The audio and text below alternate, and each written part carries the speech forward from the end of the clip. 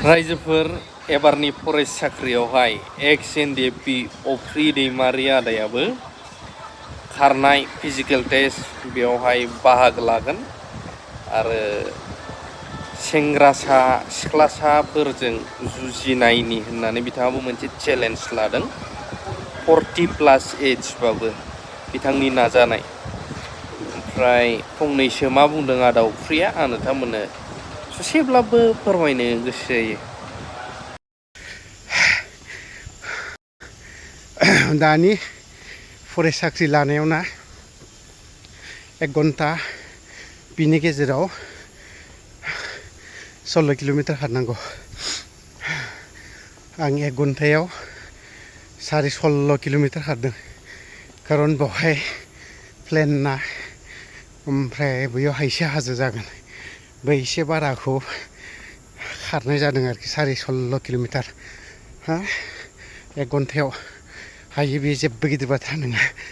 दानि लाइमोनफोरजों आंबो एबार जुजिहैफागोन, मोननाय मोनैया उननि बाथ्रा। चिरांनिफ्राय क'क्राझारावहाय फरेस्ट साख्रियाव आंबो खारहैबावगोन एबारावहाय। राइफलब्लाबो हाथियार नालाय, हाग्रायाव थानाय मैदेर बेंनायनो, मै बेंनायनो, जिबौ बेंनायनो, दंफां बेंनायनो होनबाबो गभर्नमेन्टनि साख्रि ना फंबाय। लानांगौ, मावनांगौ, खारनांगौ। माने हाथियार दैनायनि जब होनबाथाय दाबो इन्टारेस्ट दङ। हाथियारानोसै फंबाय, राइफलानो जा जियानो जा, बे हाथियारानोसै।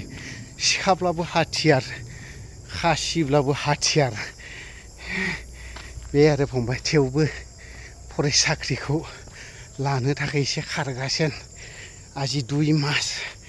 मोनाब्ला बोरै जानांगौ, मोनाब्लाथ' मोनासै, नङा होमबा?